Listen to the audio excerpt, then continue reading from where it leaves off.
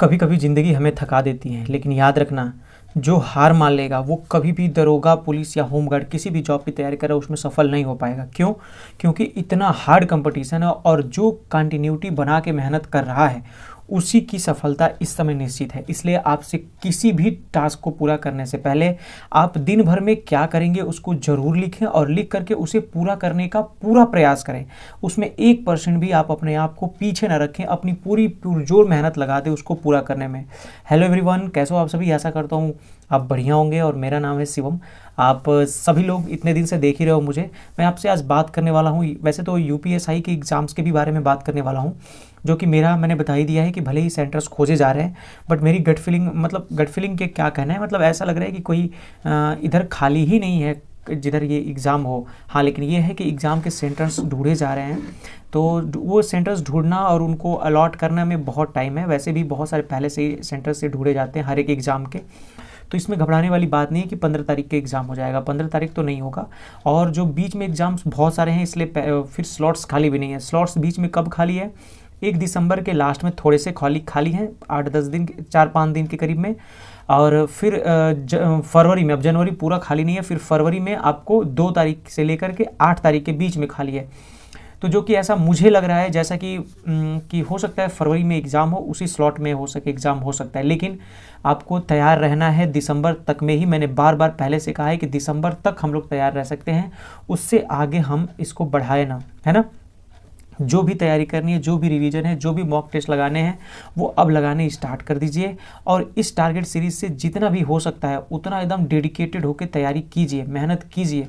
हाँ, पर आप बहुत सारे लोग, नीचे एक लोग का कमेंट, नहीं, टेलीग्राम चैनल पे कमेंट आया था कि भैया मैं ना केवल आपके टारगेट्स का जो पॉइंट्स है, जैसे उनको मैं नोट डाउन करती हूँ और उसको लिख लेती हूँ, बाकी PYQ करना मेरा कोई वो नहीं है। तो यार मैं एक बात बता दूँ, आपके पास नोट्स भी है, बुक्स भी है, लेकिन आप खुद जानते हो कि आपने कितना नोट्स और बुक को कंप्लीट किया है और कितना PYQ आपने सॉल्व किया है। ये सबसे बड़ी बात यह है कि टारगेट के साथ आपको 10 मिनट का PYQ मिल जा रहा है। ये मतलब कितनी रामबाण साबित होगी आपके लिए, अभी समझ में नहीं आएगा, जब एग्ज़ाम बीत जाएगा तब आपको समझ में आएगा। जिस दिन एग्ज़ाम का पेपर देकर आओगे ना, उस दिन समझ में आएगा कि प्रीवियस ईयर में क्या क्या था। आपने सर्वनाम पढ़ा है ना, सर्वनाम में ऐसे ऐसे टॉपिक हैं जो आदित्य की बुक में कुछ टॉपिक मिस है, मतलब छोटे में दिया हुआ है, लेकिन उसको डिटेल में वो है। मेरे पास आदित्य की ही बुक है, देखो मैंने पढ़ के फाड़ नहीं दी, मतलब पढ़ा है तो थोड़ी बड़ी फट गई है। इसी प्रकार विशेषण में भी मैंने देखा, और वो क्यों देख रहा हूँ, जब PYQ है। मैंने पॉलिटी में देखा, जो DPSP और मूल अधिकार है, इसमें आपको देखने से लग रहा है कि मूल अधिकार के ये हैं और इसी से क्वेश्चन पूछेंगे। नहीं भाई, उसमें जो चीज़ें दी हुई है, यानी जो लिखी हुई है ना, उनको पूरा लाइन बाय लाइन लिख दे रहा है। उसमें लिख दे रहा है कि ऑप्शन ए ये, ऑप्शन बी ये आर्टिकल मान लेते हैं इसमें दिया हुआ है, ये आर्टिकल इसमें दिया है, क्या ऑप्शन ए सही है या ऑप्शन बी सही है, क्या ऑप्शन दोनों सही है या दोनों नहीं सही है, मतलब ऐसे करके दे रहा है। आप कन्फ्यूजन में पड़ जाओगे, आपको एकदम पॉइंट बाय पॉइंट हर एक चीज़ याद होनी चाहिए। इसी प्रकार DPSP चल रहा है ना अभी, राज्य के नीति निर्देशक तत्व।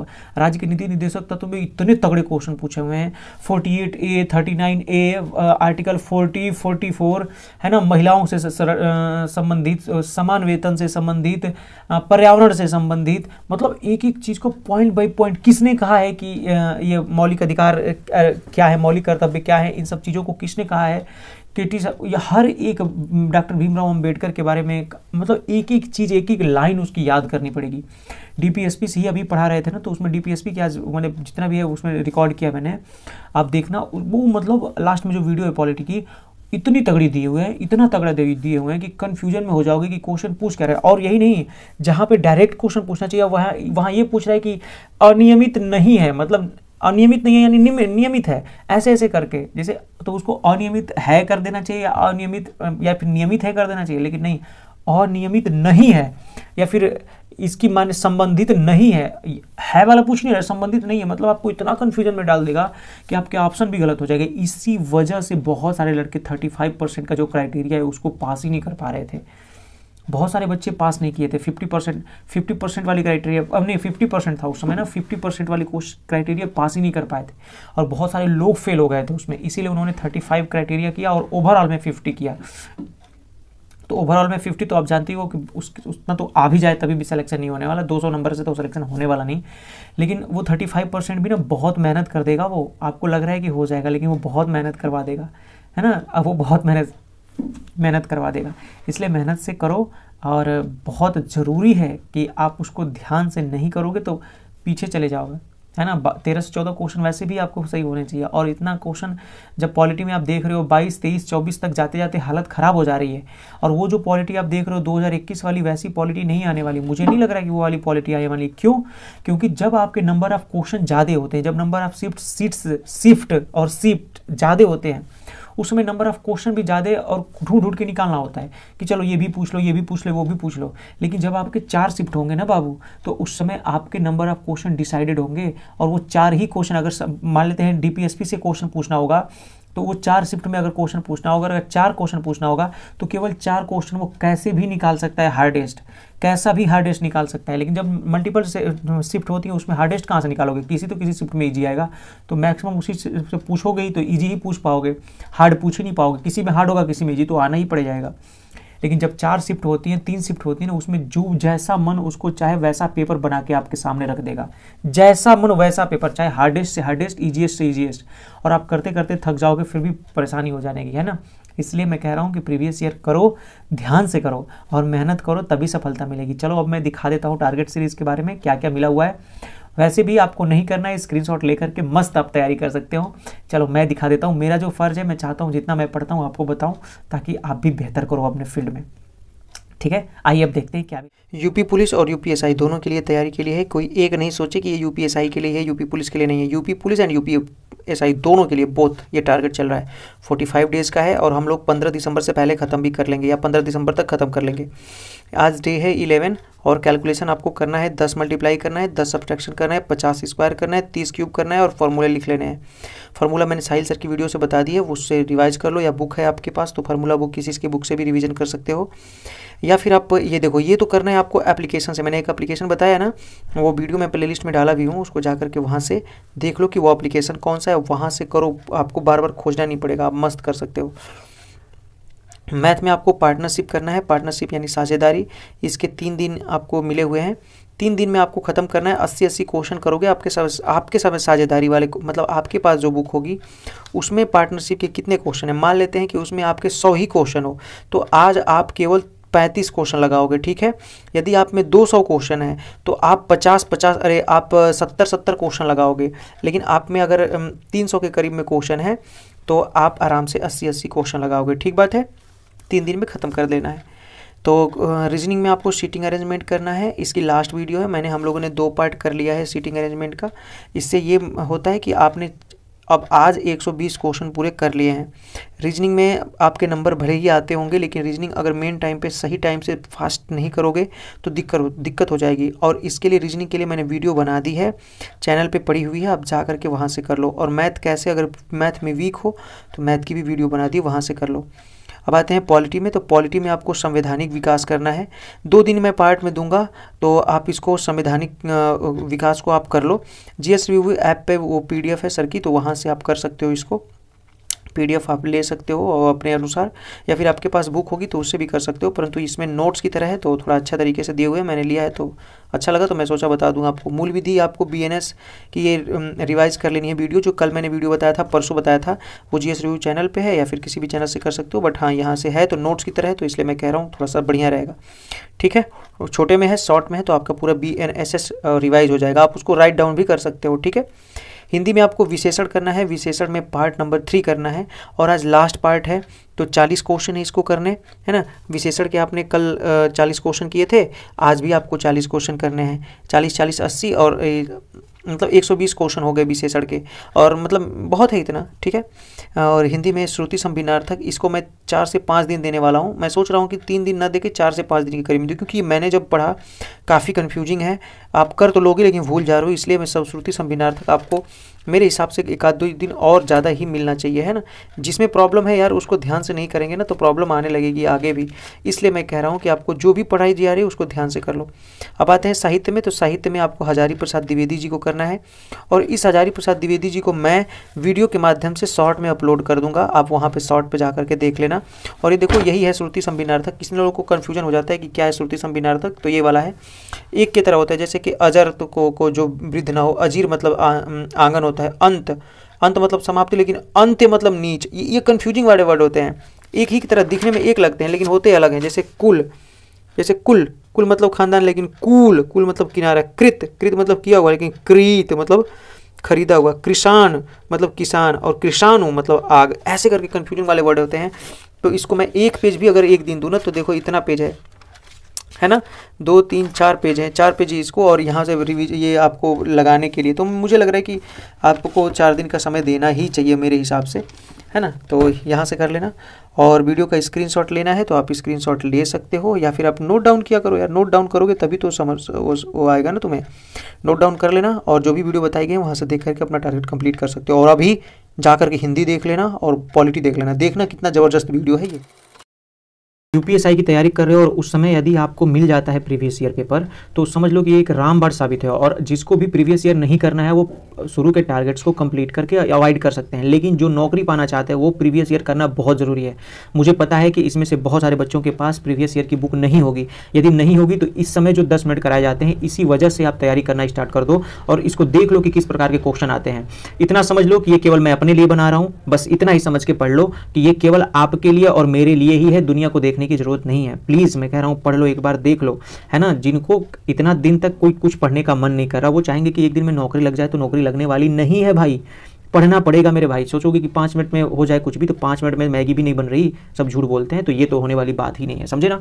चलो स्टार्ट करते हैं। संख्यावाचक विशेषण के बारे में हम लोग पढ़ रहे थे, तो इसमें बैताल पचीसी कौन सी विशेष किस प्रकार का विशेषण है, तो ये एक समुदायवाचक विशेषण है ना। इसमें क्यों समुदायवाचक है, क्योंकि इसमें समुदाय का वजह से कि बैताल पचीसी, पचीसी एक प्रकार की पूरी तरह से संख्या के समुदाय को समर्पित है ना, इसलिए इसको समुदायवाचक विशेषण है। नेक्स्ट में कुछ बच्चे इधर आओ, कुछ बच्चे इधर आओ, कुछ बच्चे इधर आओ, ये क्या है, ये कैसा है, तो ये संख्यावाचक है, लेकिन संख्यावाचक में भी अनिश्चित संख्यावाचक है, ये बात भी आपको ध्यान रखना है। संख्यावाचक तो है लेकिन ये अनिश्चित संख्यावाचक है, तो संख्यावाचक विशेषण है, ठीक है। कौन सा विशेषण, निश्चित संख्यावाचक विशेषण नहीं है, निश्चित संख्यावाचक विशेषण, इसमें निश्चित ना हो। तो देखो इसमें 50 ग्राम निश्चित है, 2 मीटर निश्चित है, 1 किलो निश्चित है, लेकिन सैकड़ों, सैकड़ों मतलब क्या, 100 200 500 1000 कितने, तो ये नहीं है ना। तो ऑप्शन नंबर सी इसका राइट आंसर होगा। 25 रुपए दीजिए, एक निश्चित संख्यावाचक है, साफ समझ रहे हो। देखो कितनी बार कितने क्वेश्चन करने हैं, नहीं पता है आपको, ये है ना संख्यावाचक है, परिमाण नहीं है, सार्वनामिक नहीं है, गुणवाचक नहीं है, संख्यावाचक है। कितने, हाउ मच। इसमें 2 प्रकार के होते हैं, एक निश्चित संख्यावाचक, एक अनिश्चित संख्यावाचक, ठीक है। चंद रुपए बचाने, चंद रुपए अनिश्चित है भाई, अनिश्चित वाचक, चंद रुपए बचाने के चक्कर में अनिश्चित वाचक संख्यावाचक। चौथा व्यक्ति ज्यादा होशियार है, चौथा व्यक्ति है ना, गुणवाचक नहीं, क्रियावाचक नहीं, चौथा, तीसरा, चौथा, है ना, ये कौन सा है, संख्यावाचक। कौन सा है ये, चौथा व्यक्ति ज्यादा होशियार है, तो किसका है ये, ज्यादा होशियार, ये कौन सा है, संख्यावाचक है, ठीक है। इनमें से क्रमवाचक विशेषण का उदाहरण कौन है, क्रमवाचक। क्रमवाचक में क्या होता है, 2 नहीं, क्रमवाचक तो संख्यावाचक डायरेक्टली हो जाएगा, दोनों नहीं, ये 1 और 2 समुदायवाचक हो जाएगा, समूहवाचक हो जाएगा। दूना, 1 गुना, दूना नहीं, दूना है ना, ये आपका ये संख्या क्रमवाचक नहीं है, क्रम में पहला दूसरा तीसरा ऐसे, तो दूसरा ये है आपका दूसरा क्रमवाचक विशेषण है। और संख्यावाचक विशेषण के 5 भेद होते हैं, गणनावाचक, क्रमवाचक, समूहवाचक, आवृत्तिवाचक, और ये प्रत्येक बोधक विशेषण। प्रत्येक जैसे कि हर एक आदमी, घर घर, एक घर, घर घर, व्यक्ति विशेष, ऐसे जो होते हैं ना, जैसे कि हर एक आदमी, हर पुल, हर किनारा, ऐसे करके प्रत्येक घर में लाइट जल रही है, ऐसे करके। तो समझ जाइए कि क्रमवाचक विशेषण के मुख्यतः 4 प्रकार के हैं। क्रमवाचक, गुणवाचक, है ना, अरे ये क्रमवाचक दूसरा है, सॉरी फॉर दैट, क्रमवाचक दूसरा है। विशेषण 4 प्रकार के हैं, गुणवाचक, संख्यावाचक, सार्वनामिक और परिमाणवाचक। और जो संख्यावाचक है, संख्यावाचक के 5 भेद होते हैं, गणना, आवृत्ति, क्रम, समूह और प्रत्येक, ठीक है। क्रमवाचक विशेषण का उदाहरण कौन सा है, क्रमवाचक विशेषण, क्रमवाचक क्रम में आ जाए, तो क्रम में दूसरा ही है ना, पहला दूसरा, ये क्रमवाचक, चौथा तीसरा। इनमें से आवृत्तिवाचक, आवृत्ति कौन सा है, चौगुना, चौगुना, 3 गुना, 4 गुना, 10 गुना, 12 गुना, आवृत्ति है, गुना, गुना की बात कर रहे हैं, है ना। पहली पुस्तक वापस करो, पहली पुस्तक वापस करो, ये कौन सा है, पहली पुस्तक, दूसरी पुस्तक, तीसरी पुस्तक, चौथा, आठवां, ये क्या है, कौन सा है, ये क्रम का दिशा है ना, कि पहला दूसरा तीसरा, ये सब क्रम है। मेरी बहन 10वीं कक्षा में पढ़ती है, मेरी जो बहन है वो 10वीं कक्षा में पढ़ती है, 10वीं कौन सा है, संख्यावाचक है ना, गुणवाचक थोड़ी है, सार्वनामिक थोड़ी है, नहीं है ना, ठीक है। नेक्स्ट क्वेश्चन, मुझे 10 दिन की छुट्टी चाहिए, कितने दिन की छुट्टी चाहिए, 10 दिन की छुट्टी चाहिए। 10 दिन क्या है इसमें, 10 यानी संख्या का बोध करा रहे हैं, संख्यावाचक विशेषण।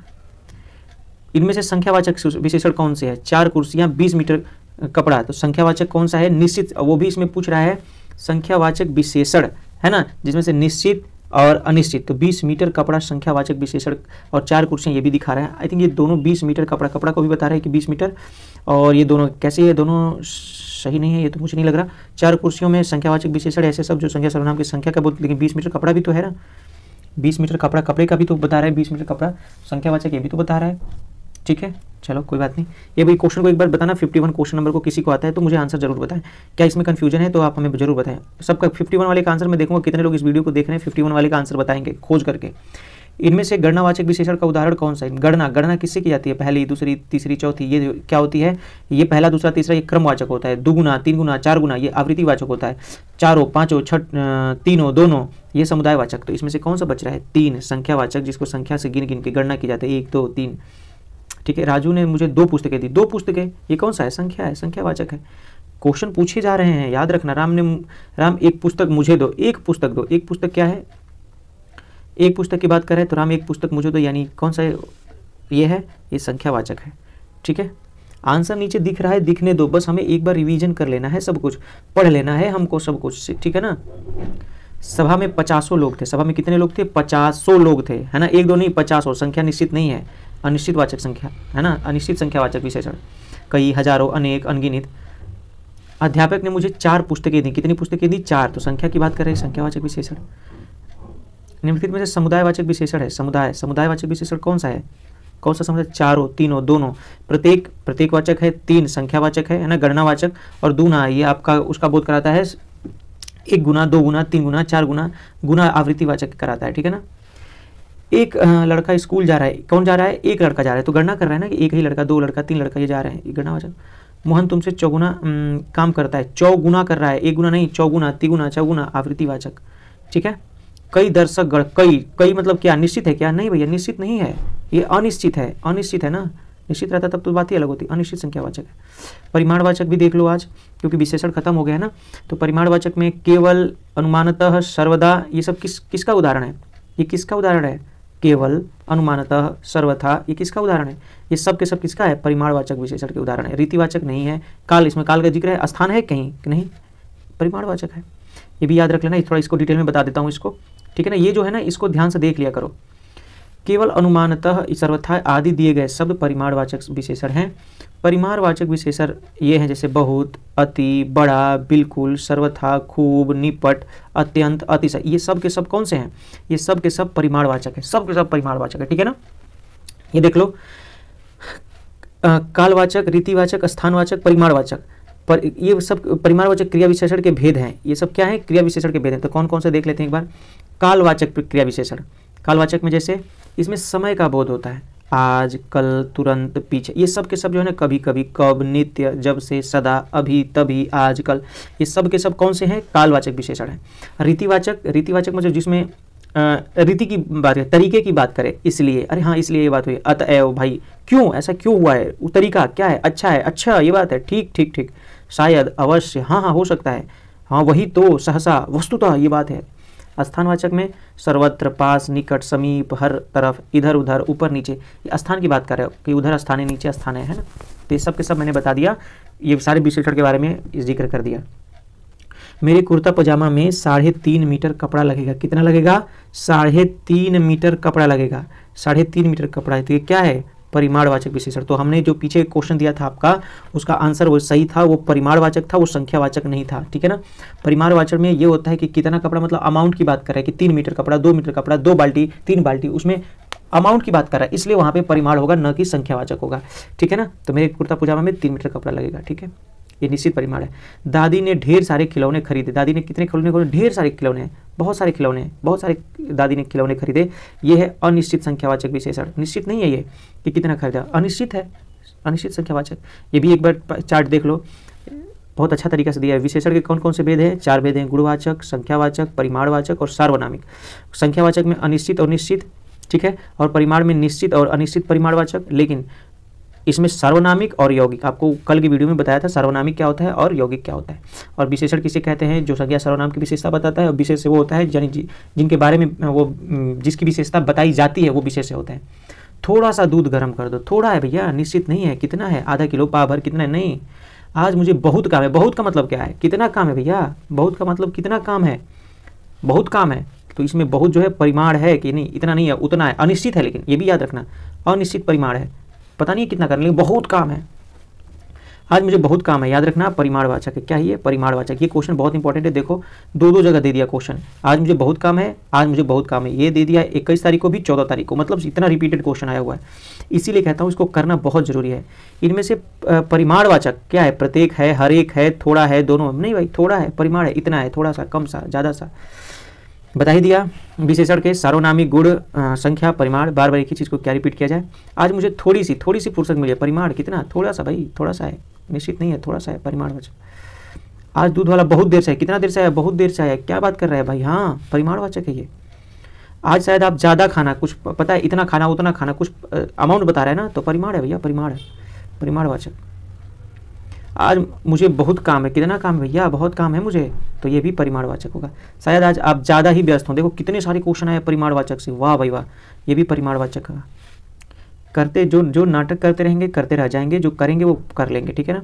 चाय फीकी है, चाय कैसी है? फीकी है, कोई नहीं आ रहा है, तो इसमें ये तो परिमाण नहीं होगा, फीकी है, स्वाद ही नहीं आ रहा है, यानी इसकी गुड़ है, गुड़ है, गुड़ चाहे अच्छा गुड़ हो या दोष हो, दोनों को गुणवाचक ही कहा जाता है, चाहे दोष हो या गुड़, दोनों को गुणवाचक ही कहा जाता है, ठीक है ना। तो गुणवाचक विशेषण उसमें होते हैं, एक तो गुड़ को देख के, दोष को देख के, रंग को देख के, आकार और दशा, इन सब को लेकर के ही कहा जाता है गुणवाचक विशेषण, ठीक है।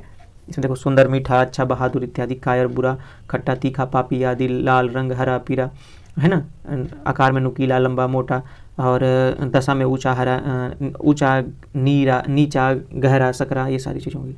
इनमें से गुणवाचक विशेषण कौन सा है? गुणवाचक, गुण क्या है इसमें, इसका कौन सा गुण है? गरीब है, ये गुण है, पीला सा ये गुण है, सूखा है ये गुण है, सारे तो गुण ही है ना इसके, कि वो गरीब है। एक गुण में मतलब ये नहीं होता कि अच्छाई है, बुराई भी होती है, तो गुणवाचक में जैसे गरीब है, पीला सा पड़ गया है, वो आदमी पीला सा पड़ गया, उसका गुण है कि वो पीला सा पड़ गया है। देखो भाई खेत एकदम सूखा सा है, सूखा है, तो ये सब क्या है? गुणवाचक विशेषण का उदाहरण है। आटे में थोड़ा नमक डालें, थोड़ा नमक, भाई थोड़ा नमक का मतलब क्या है? अनिश्चित परिमाणवाचक, है ना। कौन सा परिमाणवाचक विशेषण का उदाहरण? परिमाणवाचक विशेषण का उदाहरण, परिमाणवाचक, देखो 2 किलो सेव संख्यावाचक, 10 लीटर पानी संख्यावाचक, 50 गज जमीन संख्यावाचक, लेकिन अनगिनत तारे जो हैं परिमाण है, अनगिनत है, तारे गिन नहीं सकते, लेकिन वो इतने अमाउंट में है। परिमाणवाचक का बोध कब होता है? क्रिया के स्थान पे, रीति के स्थान पे, नापतोल के स्थान पे या समय के स्थान पे। तो ये कब के होता है? नापतोल के स्थान पे। कब होता है ये? नापतोल के स्थान पे।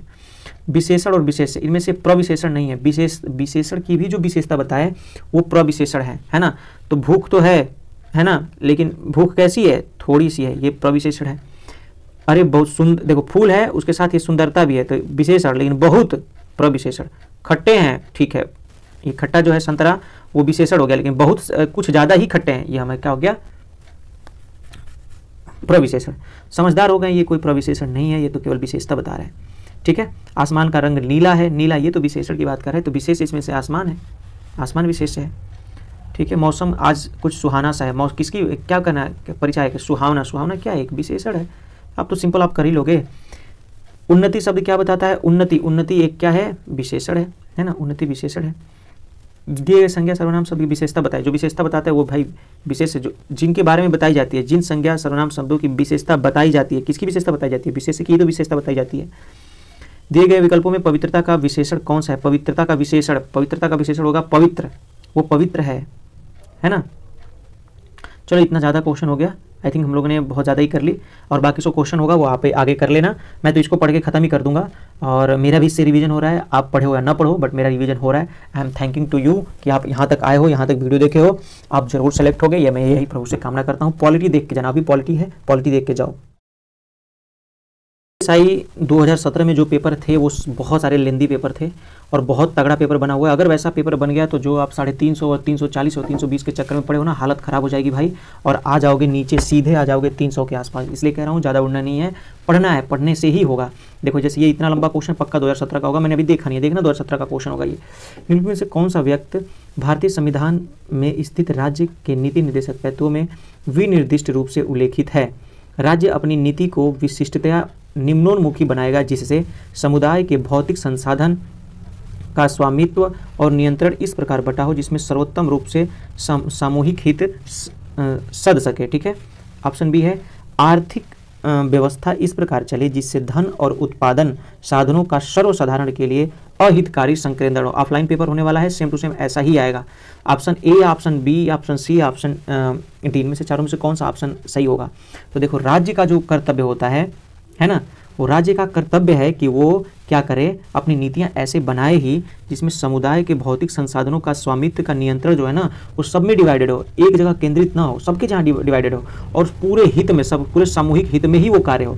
और दूसरा चीज़ कि आर्थिक जो व्यवस्था है उसमें धन और उत्पादन साधनों का सर्वसाधारण के लिए, यानी कि एक लोग के लिए, सर्वसाधारण के लिए वो कार्य हो। लेकिन क्वेश्चन में देखना, इतना जबरदस्त इसमें ट्विस्ट मारा है, सब कुछ सही लिखा है। आर्थिक व्यवस्था इस प्रकार चले जिससे धन और उत्पादन साधनों का सर्वसाधारण के लिए अहितकारी संकेंद्रण न हो। समझ रहे हो? ये भी लिख सकता था कि हितकारी संकेंद्रण हो, लेकिन अहितकारी संकेंद्रण न हो, ऐसा इसने क्वेश्चन को घुमाया है कि आप घन चक्कर बन जाओगे। इसलिए भाई ध्यान से इसको पढ़ना है, ठीक है ना।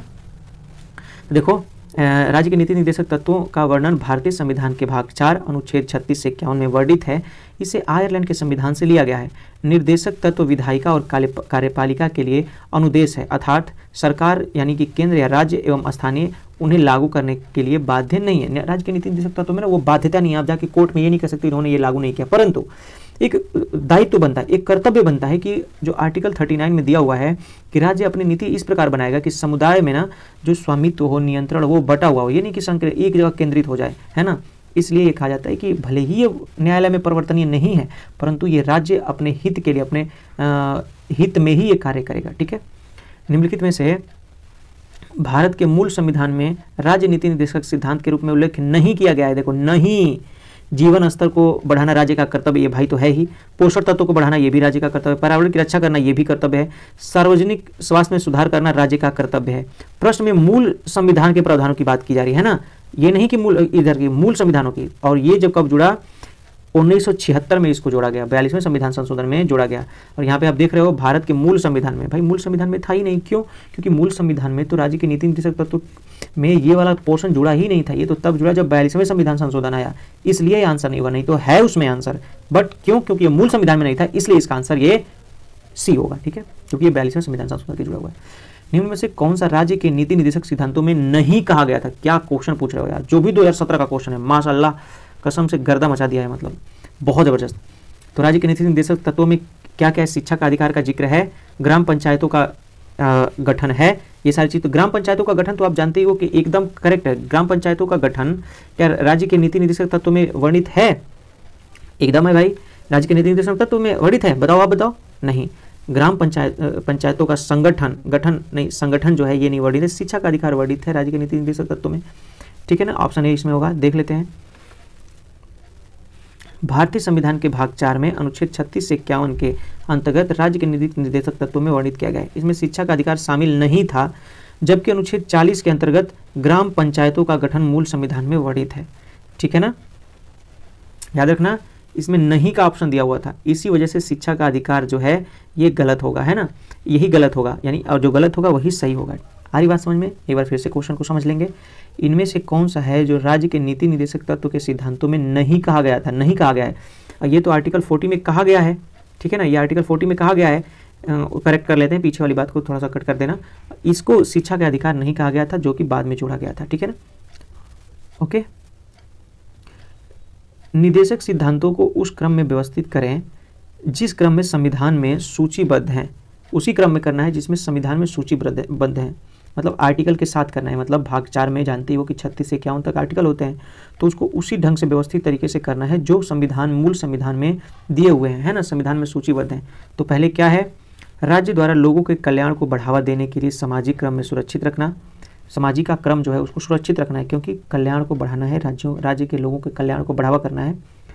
फिर है समान न्याय और मुफ्त कानूनी शिक्षा, सबके लिए समान न्याय हो और मुफ्त कानूनी सहायता भी मिले, और ग्राम पंचायतों का गठन भी हो।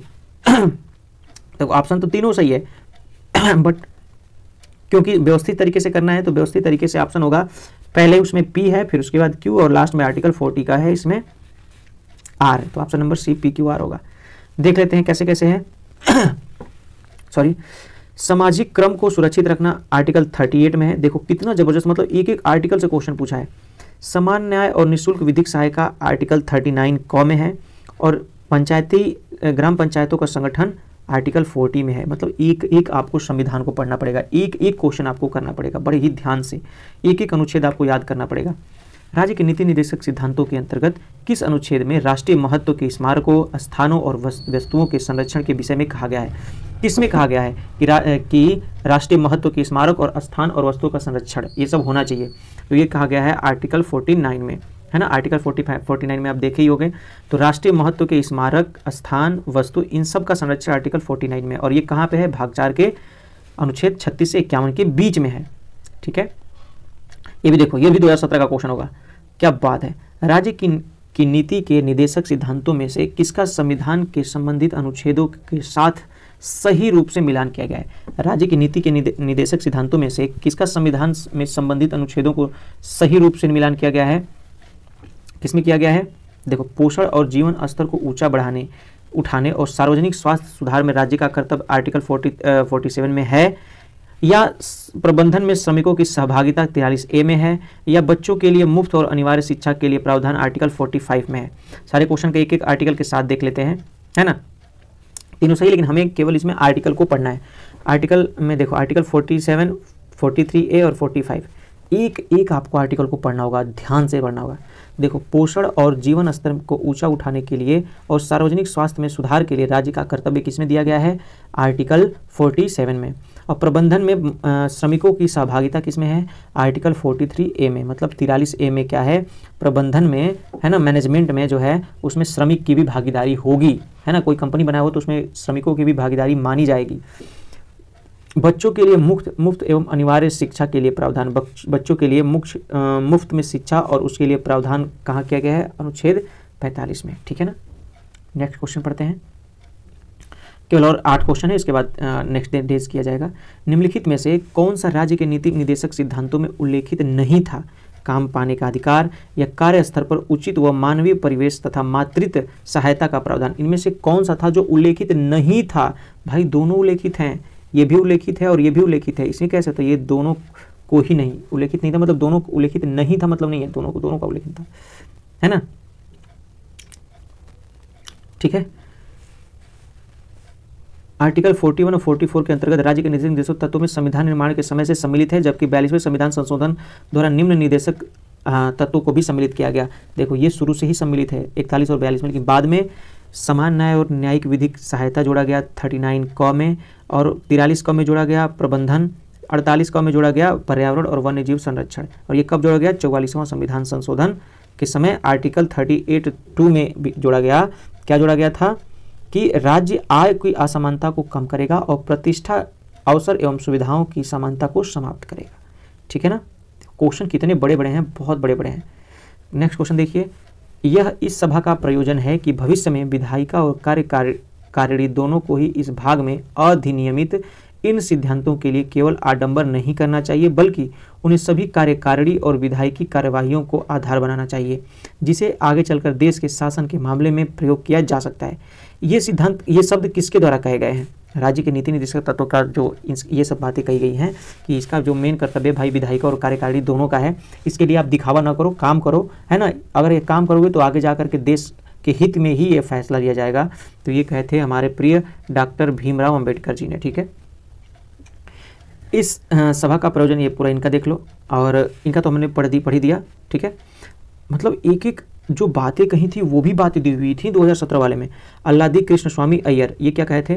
लोगों के लिए उत्तरदायी कोई भी मंत्रालय संविधान के भाग 4 में वर्णित उपबंधों की अवहेलना नहीं कर सकता उन्होंने कहा था, लेकिन करते ही हैं भाई। राज्य के नीति निर्देशक तत्व एक ऐसा चेक है जिसे बैंक की सुविधा अनुसार अदा किया। ये तो मतलब कॉमन सी बात है, ये तो बहुत ज़्यादा सुना गया इनकी बातें, जिसे केटी शाह जी ने कही थी। 94 भारत में राज्य के नीति निर्देशक सिद्धांतों के संदर्भ में दिए गए विकल्पों में से कौन सा व्यक्तित्व सही है? इसमें से कौन सा सही बात कह रही है नीति निर्देशक तत्वों के बारे में? ये एक सिद्धांत समाजवादी विचारधारा पर आधारित है। इसमें जनमत का सार निहित है और उसका उद्देश्य है कि जनता की इच्छाओं को प्रतिफलित करना। तो हाँ भैया, ए और बी दोनों है। मतलब एक समाजवादी विचारधारा है, और दूसरी बात कि इसमें जो जनमत है, यानी जो भी निष्कर्ष है, लोग जो मेनली जनता चाहती है उसकी इच्छाओं को प्रतिपूर्ति करना, उनकी इच्छाओं को प्रतिफलित करना, यही तो काम है ना इसका। ठीक है। एक गांधीवादी, समाजवादी, उदार बुद्धिजीवी वाली विचारधारा है। नेक्स्ट क्वेश्चन, भारतीय संविधान का कौन सा अनुच्छेद यह कहता है कि राज्य देश के पर्यावरण के संरक्षण एवं संवर्धन और वन्य जीव संरक्षण का प्रयास करेगा? ये तो 48 ए ऊपर ही पढ़ लिए हम लोग, है ना, 48 ए में। ठीक है,